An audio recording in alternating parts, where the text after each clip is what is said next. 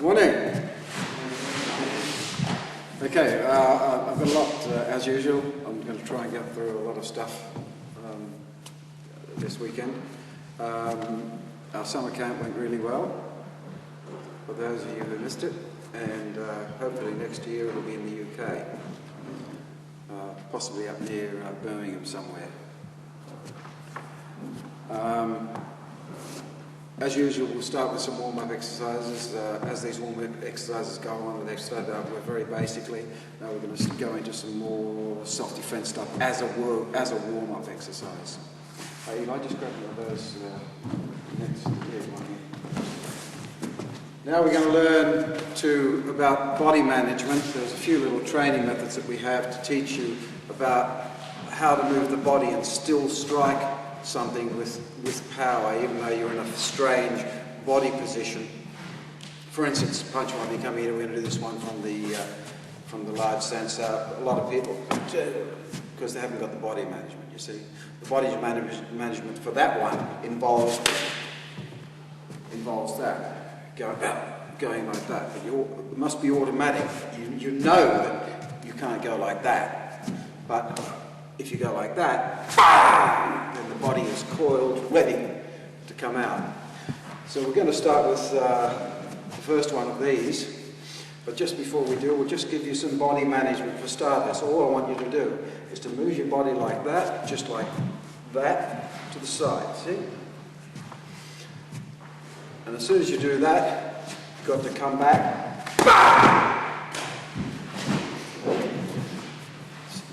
It's easy to do it straight in like that. When you've got your body, it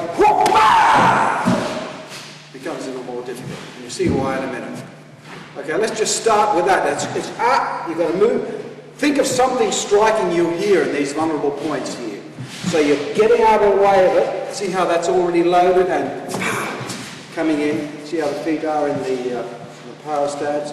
Coming in with an elbow to his neck or his head. Okay, grab a bag. Thank you, Ben.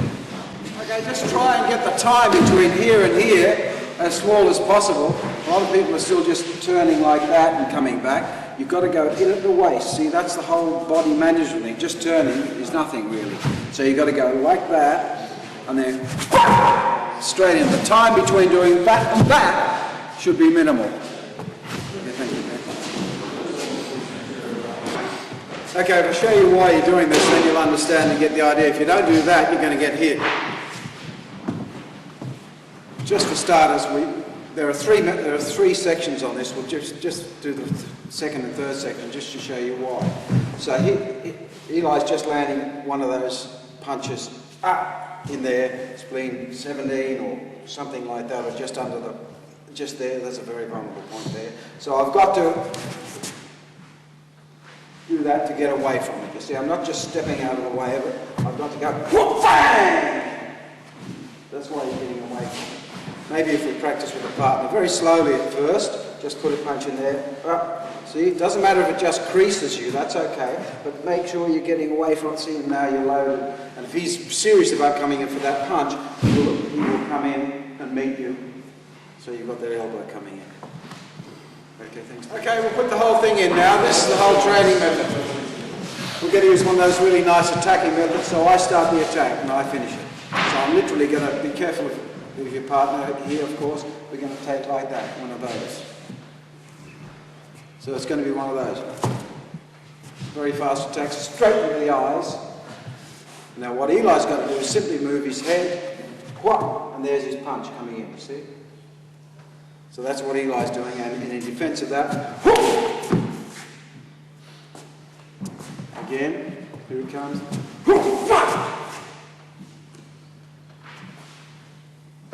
Now you can either just tap the arm if you wish, but you wouldn't push it right over here because that's going to be too long. You want to lessen the time as he's coming in with that one. You want to lessen the time by simply going like that, and now you're loaded, ready for bang, because his head would have already been in here anyway.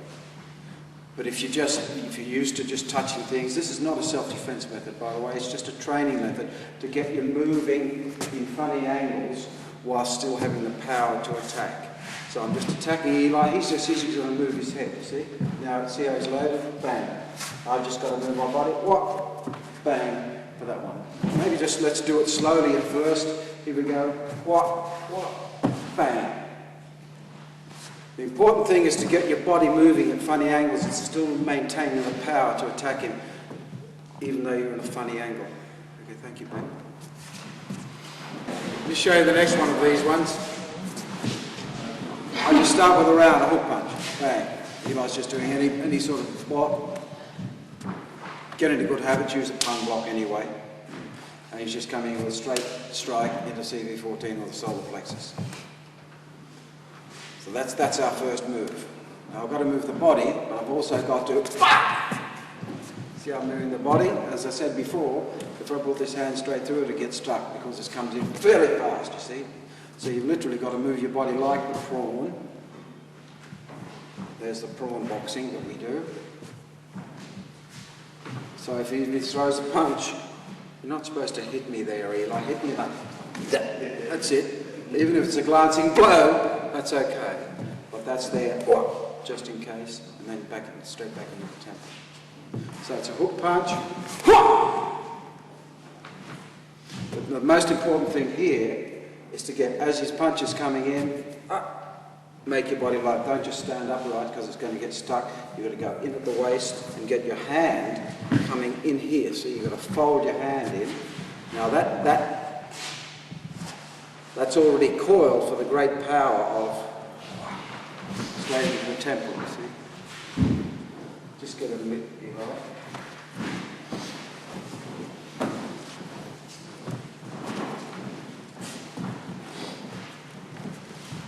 So that power comes from the coil.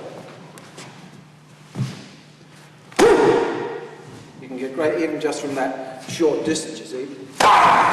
And keep in mind that's going right into the temple, so it's not very nice for you. So that's the main thing, is to get your body moving.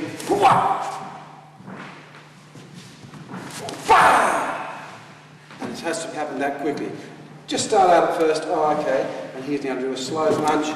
The main thing is to get this hand under that hand so it's not going to get trapped, you see, it's got to be, and once it's there, he's gone.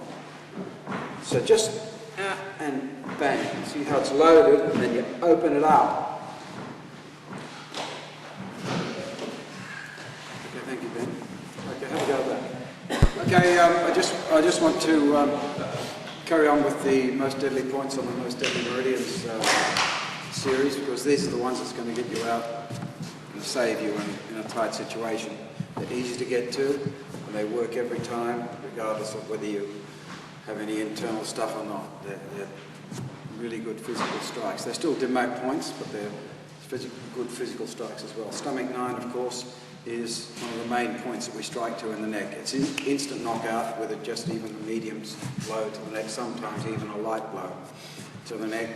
And of course there are many different ways to get at stomach 9. It's a sitting duck. It has no protection, like the eyes have some protection, because our automatic brain always turns the head or closes the eyes when